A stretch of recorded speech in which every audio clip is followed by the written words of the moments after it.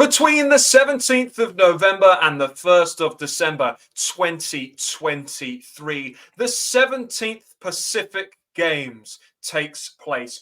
24 sports / events and actually 24 OFC nations and territories competing. I didn't know that there were that many, but we are here today on DNQ to talk specifically, Ryan, about football. 12 competing nations and territories in the football event. There haven't been that many since 1979. Wow. New Zealand under 23s were the winners last time out, and they're not competing. This is a straight up New Zealand aren't in there. It's a battle between other nations. Are you looking forward to it? Yes, mate, I'm buzzing for it. And mate, you've got me hyped with that intro, man. Ooh. I was looking forward to doing the record. I was looking forward to chatting through this tournament, and you've gassed me up, man, with that intro. Yeah. You've done your research, and I'm loving every single second. Really, yeah, man, really excited for it. Really excited. We're going to see some teams play that haven't played for many years, which I'm sure we're gonna get into. My underpinning emotion right now is elation and excitement, my friend, at the prospect of this one. The thing is, I think for me, and hey, it's the same that this is such a passionate region for sport, particularly football. So any competition that each of the teams approach it with the same desire to win. And I'm going to allude to the MSG Cup. So again, the four nations that participated in the MSG Prime Minister's Cup only last month. There's a completely different feel with the Pacific Games. This is taken so seriously in that region, and you just know that every team is going to be bang up for it. And I can't wait. Where do you want to start, mate? Well, let's start with the slightly boring part before we get into the teams, the analysis. We'll talk through the groups as well. And let's start with Format? how it works. Yeah, nice. Yeah, sadly. So as I said, 12 nations. There were due to be 13, but Kiribati pulled out of what would have been Group B, which we'll talk through. But there's 12 teams. So that wasn't disappointed. Obviously, Kiribati dropping out. It is good because it makes the format really nice and simple. There are 4 groups of 3 teams. Straight up winner goes through. That will, of course, then leave 4 teams in a semi-final and a final. And unless the information that I have researched is incorrect, Group A winner will play Group B winner, and Group C winner will play Group D winner. And we will get on to what the groups are and what they look like throughout the video of this tournament. Of course, all of the sports as well, hosted in the Solomon Islands. But shall we kick off, Ryan, with Group A? And here are the groups, as you can see. Yes, so Group A, New Caledonia, Tonga, and the Cook Islands. Now, actually, I'm going to throw this one back to you because you're a bit of a Tonga fanboy, my friend, and they've not played for many a year. Divulge, where do you want to start with Group A? Well, let's start with New Caledonia. Let's go top down for this one. As you've alluded to, I'm a bit of a Tonga fanboy through old FIFA games and the PES edits that we made. I do love Tonga, and I will speak about them. But first, let's start with the silver medalists in the last edition of football at the Pacific Games, and actually 7 times winners. New Caledonia. They've won it the most times. And fun fact, they have got to at least the final in every edition of the tournament since 2003. Jesus. They have won 3 of those and come second twice. They are ranked 162 in FIFA rankings. Not that that really plays a part in this non-FIFA tournament, but we've mentioned the MSG Cup as well. Of course, runner-up in that one. They surprised everyone, although they were hosts, to come runner-up in that one. And who knows, if it had gone to a final instead of just being done on the group stages, maybe they even could have won it. They faced 2 sides, two amazing sides, 2 poor sides, in truth. Tonga dropped out of FIFA rankings, like many sides in this region, as I'm sure you'll discuss as well, due to lack of games. Of course, that was impacted as well by the natural disaster that forced them to drop out of going to Qatar in 2022. they've actually not played Tonga since, and this may be a theme for other teams as well, since the last Pacific Games in 2019. They didn't score a goal and they conceded 24 in 3 games. So they had a really tough time. We've got some similar stats, my friend, yeah. I feel. Absolutely. But it's difficult, with some of these teams, and I don't want to spoil anything. Brian's covering groups B and D. Group D may sound similar to what I've just said then. Yeah. But let's pluck something based on limited knowledge of what the side's going to be. Hemaloto Polavili. He's a forward player for Tonga. Why not chuck his name out there? Powerhouse player. Hopefully he can get involved in some attacks if Tonga should be able to muster any. But they'll have a tough time because they're up against, obviously, the aforementioned New Caledonia, but Cook Islands as well. Cook Islands, who, of course, did make it to Doha, but played just once before COVID struck the side. That was a respectable 2-0 defeat to the Solomon Islands, who are obviously one of the strongest sides in the region. They played twice this year, the Cook Islands, in friendlies against Tahiti. One of those, a 2-0 defeat. The other, a 9-1 defeat. So not sure what happened there, but maybe expect some high score lines, not just in this group, but throughout all of the Pacific Games, certainly based on previous editions. Looking at this group holistically, I expect Cook Islands to try and frustrate New Cal like they did Solomon Islands in Doha, try and keep it to a low score line. And I do think that they'll back themselves to try and get a win against Tonga. For Tonga, they just need to avoid heavy defeat to New Cal. It's something that they do struggle against the top sides to not concede, sometimes even up to 6, 7, or 8 goals. And New Cal are definitely a side capable of scoring that amount. Ultimately, I think this one's one of the most clear-cut groups that there are. And I think that New Caledonia will be disappointed if they don't get 2 wins from 2. Yeah. Yeah, I completely agree. It's quite. You've got A and D again, which we'll get onto in more detail in a moment. But A and D, which feel quite clear cut. B and C maybe slightly sort of trickier to call. I love that. Yeah, I love the fact that New Cal they've won it the most times, haven't they? They've won the Pacific Games, or they've won the football gold medal, the Pacific Games more times than any. They are the nation that has appeared the joint most. 16 times they've taken part. Phenomenal. Compare that with Cook Islands and Tonga. This is the 6th and 7th, respectively, appearances for Cook Islands and Tonga at the Pacific Games. Mate, let's jump straight from A to B. And this is, as you said, this is myself that's ducking and diving into this one.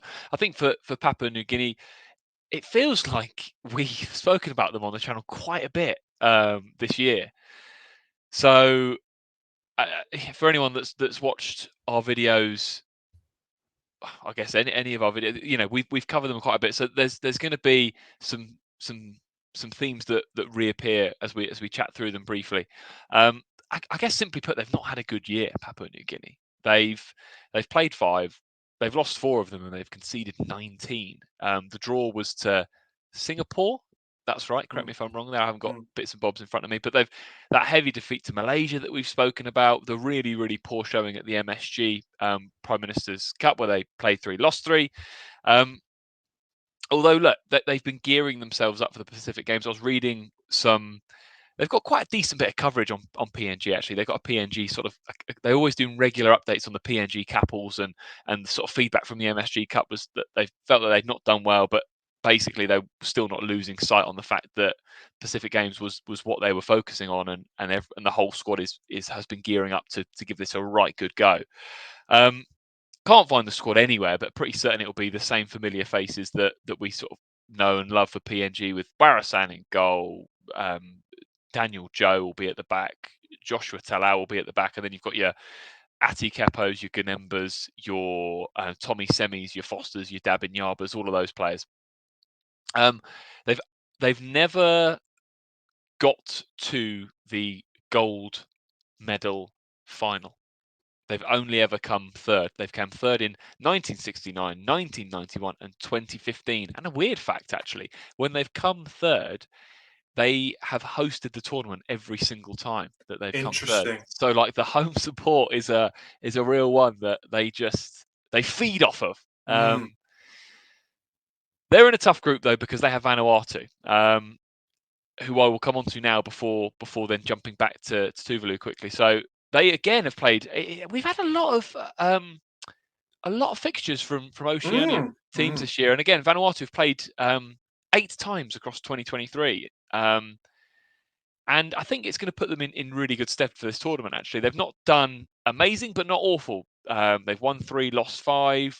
They got a really solid 1-0 win against Mongolia that we spoke about in the summer. We've spoken about that before. They came third at the MSG Cup, and they only lost to eventual winners, the Solomon Islands, 1-0 when they played them. And I think the squad looks good on paper. That there's a Wikipedia page that details the squads that have been announced for the Pacific Games, but it only details the squads for Vanuatu and Solomon Islands. So it's not really that helpful. But you've got Brian Kautek, you've got Michel Coulon, you've got Timothy Boulay of Auckland City, Brian Kautek, of course, of the Central Coast Mariners. There's a lot of really, really strong players. Kensi Tangis, Mitch Cooper. They've got a really, really good squad that they've named for this. So I think they're going to be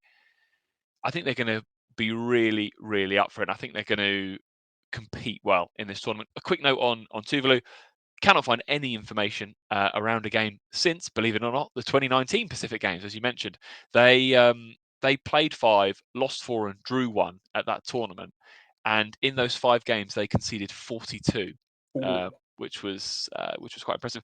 Cool one. They also have competed in CONIFA World Cups in the past. The 2018 one, they played in that. They played 3, lost 3 at that back. But we're talking about 20. We're talking about 5 years ago now. So they are a complete unknown, as are Tonga as in Group A, and as are other teams to come. Let's be honest. They've probably got the toughest group, I would say, to have Vanuatu and PNG. Well, maybe actually Northern Marianas that we'll come on to. I don't know what your thoughts are on this one, mate, but I kind of fancy Vanu because we know that the linchpin of the defence, again, a player that we probably speak about too often on the channel, Alwyn Comlong for PNG. He's not back. He's not fit, is he? So, I mean, I think we mention him because it always then rings true, doesn't it? I said that they'd played 5 this year and conceded 19. Did I say that? And he's not played in any of them. So I think that you're right. I think that the reason why we mention it is because the stats and the facts speak for themselves. You look at the last MSG Cup before the one this year, and the main image is him lifting the trophy. You know, he's there at centre back. If you look at how they performed in a World Cup qualification last time around, that was in 2022, and you look at his performances, he was like a Rolls Royce out there. He was probably, with the exception of the New Zealand defenders and Winston Reid in particular, he was the best central defender at the tournament. He would probably get into every other team here, with the exception, obviously, New Zealand not playing. Every other team in the Pacific Games, he would get into, and he was desperate to get back, but he's unfortunately, you know what it's like with knees. He's just not been able to make it back in time. It's a toughie. For anyone wondering, Brian has had a complete ACL reconstruction, so he definitely knows what it's like with knee injuries. But it's a real shame, and I do think that could be a difference maker. I have to back you. I think that Vanuatu. You agree? Yeah. I think that they've got the best shout to get through. If PNG get through that group by beating Vanuatu, then fair play to them, because they do pack a punch going forward, but it's a big part of their defence missing. Yeah. Group C, hit me up. Well, similar. Group B and C, I think, are similar, and Group A and D, I think, are similar in many ways. There's obviously nuances between them, but in the same way that PNG would have looked at the draw and gone, "Oh, come on," Tahiti and Fiji will be annoyed that they've drawn each other as well, because only four teams have ever won gold in football at the Pacific Games. 2 of them in this group. One of them, New Zealand under-23s, the other, New Caledonia, and then you've got Tahiti and Fiji, the other winners. Tahiti have actually won it 5 times. 5 times, yeah. Fiji the last was a long time ago, 1995. Fiji's more recent, 2003, and Fiji also won it in 1991. So a long time ago, nothing to do with these current squads. but it still is interesting. Tahiti, they've obviously, as we've said, beaten Cook Islands a couple of times this year. They also played Newcastle a couple of times and lost one and won one. So if you're thinking about the level at which they're currently competing, they have beaten New Caledonia this year. And it's also worth noting that Tahiti have faced Fiji 33 times. That's a very interesting stat for you there. They've played each other so many times. 33 times. Tahiti have got the better record, winning 18, drawing 9 and losing just 6. It's also worth noting they didn't play each other in Doha. They haven't actually faced each other since the 2019 the Pacific Games. And Fiji won that matchup. So really not a lot to split those two sides at all. For Fiji, again, not been able to see a finalised squad yet. I think that the squad impacts how successful they'll be against Tahiti. I think that that will be a close run game. And if they bring their best side, they can get the best out of them. But if there are a few key players missing, I referenced the 2019 game. Krishna scored the winner in that one, for example. He's in the squad. He's playing. He's in the squad. He'll be there. So I think that type of thing could make a big difference. And those two sides will have to battle it out similarly to PNG and Vanuatu. And I think that a factor that you could also appreciate in both groups B and C, goal difference, because with this assumption that they could draw with each other, of course, they will both expect to win against the Northern Mariana Islands. Great that they are competing. I'm just going to hit you with stats and facts, as I can't offer real opinion because I just don't know a lot about this side. Interesting fact to hit you with. Of course, they're an AFC nation, not an OFC nation. So they are part of the Asian Football Confederation, and they are a fully affiliated member as well. It's not like Tuvalu, who are from Oceania, but just not part of OFC. Northern Mariana Islands are, in fact, an AFC nation. They've only ever played 30 matches in their history. Are you ready for this one? Go on. 13 of them against Guam. That's like when it's like when Man City seem to draw. Yes. Whoever it is in the same teams in the Champions League group. They always play Shakhtar Donetsk or Shakhtar, Young Boys. They always seem to get them. It's obviously partly probably because a lot of those are friendly matches. Both of these being US overseas territories. So it's probably very easy for them to organise games against each other. But 13 of their total 30 matches have been against Guam. They've won just 5 of their 30 matches. They've played 2 times in 2022, not at all this year. Both games, unsurprisingly, against Guam. They did lose both, but only 2-0 and 3-2. So not landslide defeats. And if you think about what Guam have done recently in their games against Singapore, okay, how much can you take into this tournament? Not sure, but maybe the Northern Mariana Islands won't be easy games for the other two sides. And of course, whilst this tournament's big for them, they also are participating in AFC Asian Cup qualification. They are in the preliminary round next September, a double header for them. So at least across 2022, 2023 and 2024, they will play 6 games. At a minimum. So, this is what you find with these teams. It's tough for them. And I do think that they'll lose both. It's a horrible draw, probably the worst draw they could have got. Maybe them and Tuvalu can battle it out for who got the worst draw. But I think that I'm going to give the edge to Fiji in this one, actually. I think that Fiji are slightly stronger. Just because I've seen both Fiji and Tahiti play in the flesh, and I feel like Fiji are more organised and know sort of their game plan. But that game really is almost like a quarterfinal in many ways. As I expect them to both beat the Northern Mariana Islands. It's interesting because Fiji play the Northern Marianas and then 3 days later play Tahiti, whereas Tahiti's first game is against Fiji. So I wonder if the fatigue maybe not. They might cruise the first game and they might be fresh as anything for it. But that's just might be confidence as well. They might go in with a 5-0 lead. True, yeah, that's true. Just an interesting one, just to take a couple of steps back and talk about the format again. And obviously, we've got it laid out wonderfully well here with the 4 groups of 3. Just because you piqued a little spark in my brain there, mate, when you mentioned about the Northern Marianas, how they would play 2 games this year and they're going to play 2 games next year, and a complete lack of fixtures. Something there's been an element of criticism is probably a harsh word, but the format here of 4 groups of 3 teams is not normally how it's done for the Pacific Games of Football. They would normally have, say we've got 12 teams here, they'd normally have 2 groups of 6, and you would play each person in the group once. The top 2 teams in each group then would play each other in the gold match. The teams both placed in second would then have the bronze match. And the criticism is you've got these tiny nations that now are only going to play 2 games versus the 5 that they would have had if they'd have adopted the old format. Anyway, yeah, just a really random segue there, but just leeching off the back of your point about how they're only going to play 2 matches, which they are, because they're not going to top this group, are they? Let's move on to Group D. Let's bring this one home. Group D, as we've already said a couple of times, it's a little bit of a mirror match to Group A, in the sense that you've got 1 very, very strong team and 2 very, very weak teams. So let's talk about that strong team, which is, of course, Solomon Islands. They've played 7 matches this year. We keep talking about how many fixtures they've played because it's so great. They've only lost 1. They lost to Malaysia. That was it.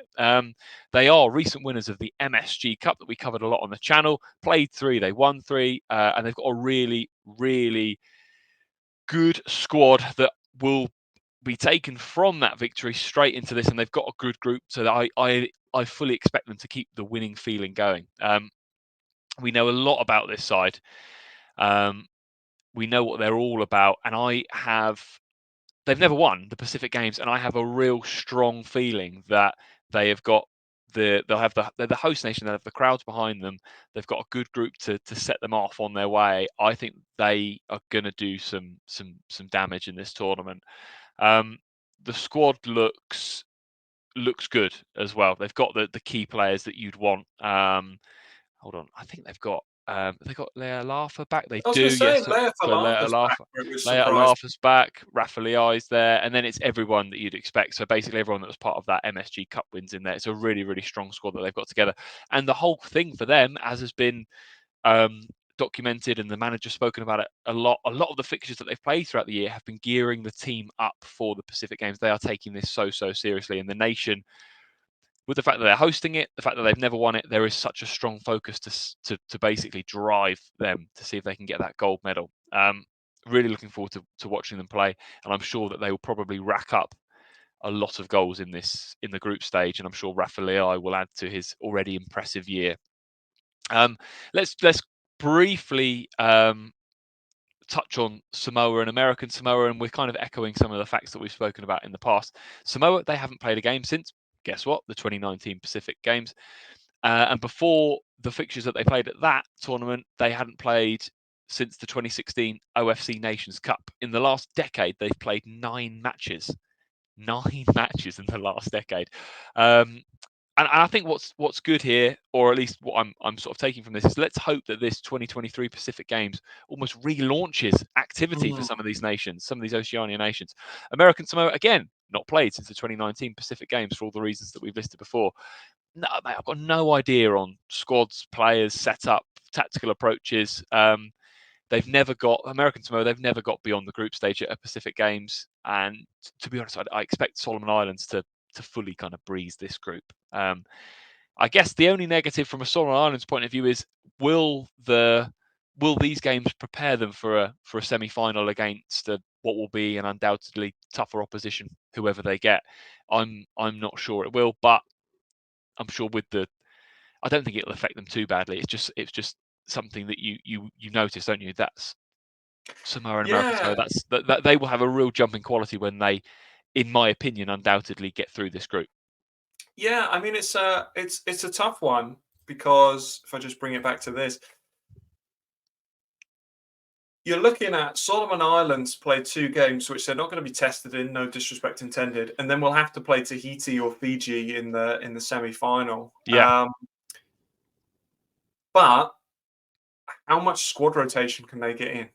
How much can they rest their players? True. If they've won each game at half time, which I'm going to say is a potential possibility here, they can rest, they can rotate, they can try new things. with the fact that, and if it's Fiji that get through, maybe because they'd have won against Northern Marianas, and then they'd have potentially beaten Tahiti, and they'll be rolling forward, and that would be a really tough game. But Solomon Islands, I don't think fatigue will be too much of a problem. I just think that the risk that will maybe slip in is a bit of complacency if they do win the first two games 5-0 plus, which they could do. Then it's tough. You've got to try and gear your mind then to a semi-final, a straight knockout game against a side who's already played a really tough opposition. So it's the balance of sharpness and fitness, I think. How do you match that up with a side who's going to have a tougher game? Yeah. All of the Solomon Islands games are played at the Lawson Tama Stadium, which is where they play all their home games. Do you know it's got a capacity of 20,000? Yeah, no, it's a bit unnecessary. It's because they all basically sit on the. I've just been looking at it now. They all sit on the banks of the hill. Yeah, 20,000. Insane. Well, I think that there will be good crowds for those games as well. Oh yeah, there'll be good crowds for the whole thing, mate. They're football mad in that region. The Solomon Islands, they've got a good side. They've got a handy draw in the sense that they will get through the group. So you're gonna have a raucous atmosphere for the semi-final. And who's going the whole way? Are we doing that on this video, or are we doing that on videos to come? Well, listen, we're gonna pick a team now, Okay. And then as we get closer to group games and we'll probably do a semi-final preview and then final preview based on the fact that we've actually seen some of these teams play. So if there is a shock and Tuvalu are actually incredible and get out of the group, then obviously we can bring that knowledge to you that we currently just don't have. But what we're saying, what we've suggested so far is that we're going to have a semi-final of New Vanuatu. Yeah.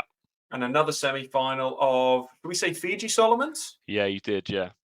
Okay, so who do you think's winning out of New Vanu? I think just because the squad looks good, but New did surprise me at the MSG. I'd go. I'm thinking a final of Vanu Solomons is my. I'm going New Solomons actually. Okay, I'm going to say a replay of the MSG Cup final. Yeah. Just a month later on away soil, can New do the upset? But I think that we're both going to pick the same overall winner. Do you think the hosts can finally break their duck? I think American Samoa will win. Oh, yeah, no, Solomon Islands. I think Solomon Islands will win. I think it would be amazing if they did. Their first ever Pacific Games gold on their home turf would be fantastic, mate. IMO. No, I completely agree. And to have players like Rafa Leai there as well at such a young age, probably looking at it, licking his lips a little bit, thinking, can I be top scorer in a tournament on home soil? Because I will say, whilst these teams play so few games, you look at the top scorers, genuine players score like 17 goals in this tournament, even if they only play like 4 games. It's crazy because the score lines, and there's no disrespect intended, like Tonga in the last one, they lost one of their games 14-0. 14, that's a lot lot of goals in 90 minutes. It's a lot of goals. Yeah. So, there's goals up for grabs for the forward players. And I think you look at the quality of someone like Rafa Leai, probably the best, him and Krishna, the best 2 attackers in the tournament. So you're about to hit me with a funny stat, aren't you? Yeah, just at 2015, Caltech for Vanuatu scored 17 goals. Yeah. Bertrand Kai in 2011 scored 10. Well, it's not as good. Vakatala Sao for Fiji. What a name! What a player! He got 10 in 2007. Come on, I'm just trying to see if there's any other. I think 17's tough to beat. I've got to say 17. But I think in that, I think he might have scored like 5 or 6 in one game. Which is tough. But so we're overall picking Solomon Island to win the Pacific Games football gold. But we are just looking forward to this tournament. We can't wait for it to get underway. Get your comments down below on who you think is going to win it. And maybe pick a side that you think might be a surprise package outside of the main teams that we've mentioned. Yeah. A team that might surprise and pick a win, because we'd love to see. And if anyone has any knowledge on any of the teams where we're just lacking at the minute, get it down in the comments as well. And Ryan, my final thing to say to you is 2027 Pacific Games, are we going? Oh, 100%. Subscribe so that we can make that. And we will see you next time.